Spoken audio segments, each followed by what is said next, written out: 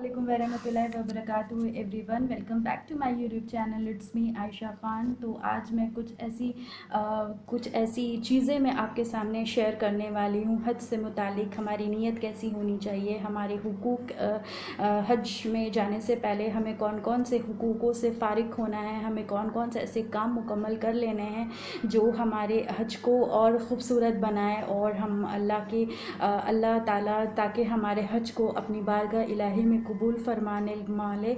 और देखिए, हर एक मुसलमान का एक ख्वाब होता है कि हज बैतुल्लाह का।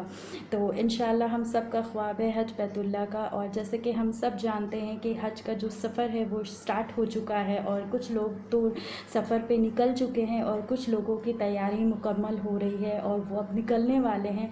तो मैं ये कहना चाहती हूँ, अल्लाह पाक हम सब को हज बैतुल्लाह नसीब फरमाए और हम सब के किस्मत में अल्लाह का जो घर है, हम हरम शरीफ, अल्लाह सबको देखना नसीब करे और सब के लिए ये जो मौका है अल्लाह सबको मौका अता करे।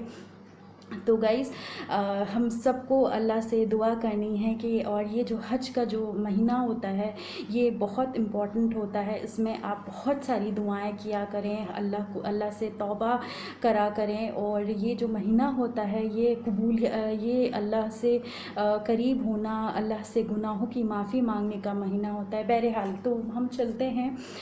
देखिए, हज बैतुल्लाह का जो महीना होता है ये महीना बहुत ही इम्पॉर्टेंट है, जैसे मैंने आपको बताया है। और इस पे एक हदीस शरीफ भी है, तो आइए मैं आपको वो हदीस शरीफ भी आपके साथ शेयर कर लेती हूँ।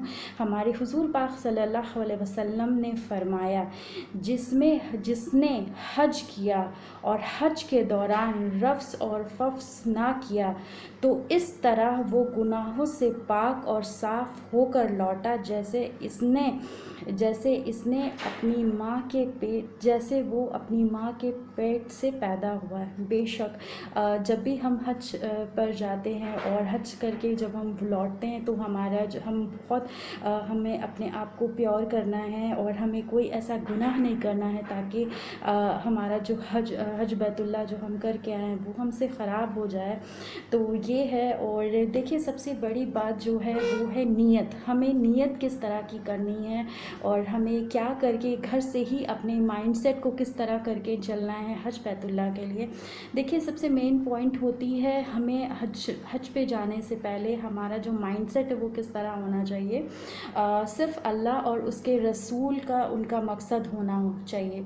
बेशक जब भी हम हज के लिए निकले तो हमारा मकसद सिर्फ़ और सिर्फ अल्लाह और उसके रसूल अरकान हो और ये सब में हमें फ़ोकस करना है, ना कि हमें शॉपिंग पर करना है और हमें एक्सपेंसिव गिफ्ट्स के। कुछ लोग होते हैं नाउज़ बिल्ला कि वो हज पर इसीलिए ही जाते हैं कि वो शॉपिंग कर लें और कुछ एक्सपेंसिव अपने रिलेटिव्स के लिए, फ्रेंड्स के लिए कुछ एक्सपेंसिव गिफ्ट्स ले लें ताकि वो जब वहाँ से लौटें तो वो दिखा पाएँ और सबको शो ऑफ़ कराएं। ऐसा बिल्कुल भी ना करें। अगर आप ऐसा कर रहे हो तो बहुत गुनाह है, बहुत गलत है।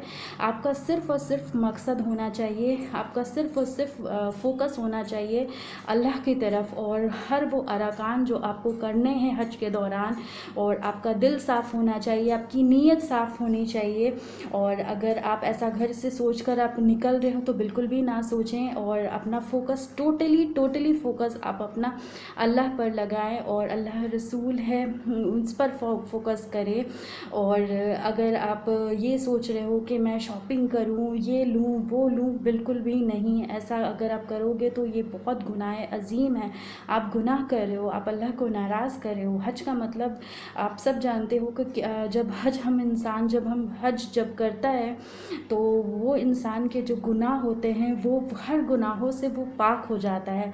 और हमें कोशिश करनी है कि हमें ऐसी कोई गलती नहीं करनी जिससे हमारा हज ख़राब हो, अल्लाह हमसे नाराज़ हो। और हम जिस तरह हम दुनिया से जिस तरह हम ये इस दुनिया से निकल कर हम हज बैतुल्लाह में गए थे, वहाँ पे हमने हज किया और फिर से वो गुनाह रिपीट हो जाए, हमें बिल्कुल भी ऐसा नहीं करना है।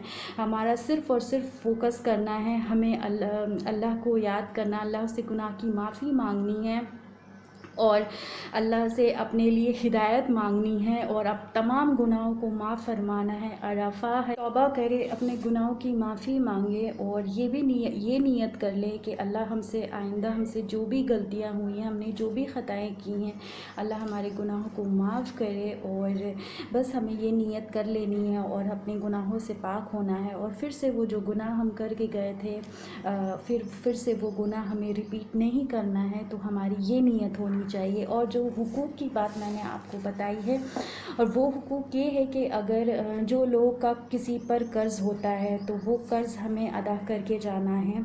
और अगर आपने किसी के साथ जुल्म किया है, ज़्यादती की है, तो आप अपने गुनाह, आप अपने उस जुल्म की, आप उस गुनाह की आप माफ़ी मंगवा लें, क्योंकि ये सब चीज़ें बहुत इम्पॉर्टेंट है।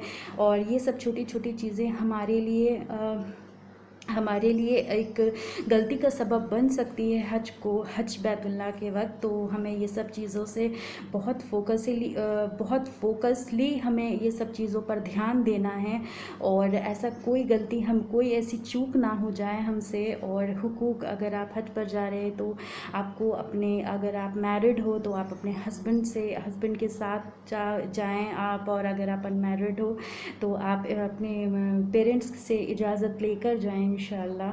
और बस यही है।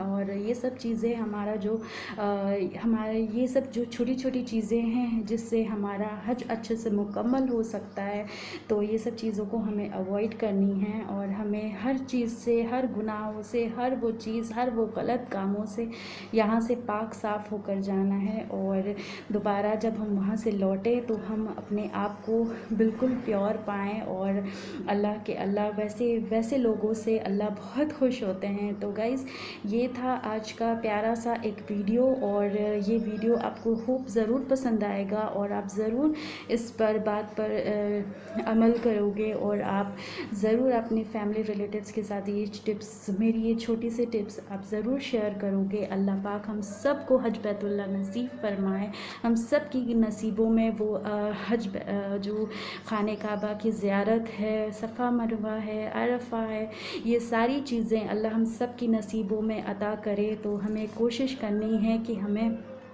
इस हज बैतुल्लाह के जो महीना आने वाला है इसमें हम बहुत सारी दुआएं मांगें और तलबिया पढ़ें और नमाज़ें पढ़ें, रोज़े का एहतमाम करें।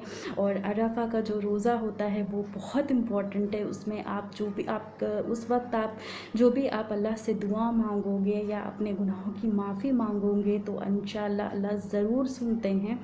तो बस ये सब चीज़ें थी और इंशाअल्लाह फिर बहुत जल्द आपके साथ मुलाकात होगी एक नई वीडियो के साथ। तब तक आप अपना खूब ख्याल रखें, मुझे, मेरी फैमिली को दुआओं में याद रखें और मेरे चैनल को लाइक करें, सब्सक्राइब करें, शेयर करें, मुझे सपोर्ट करें। तब तक के लिए मुझे इजाज़त दें। तब तक के लिए अल्लाह हाफ़िज़, जज़ाकल्लाह खैर।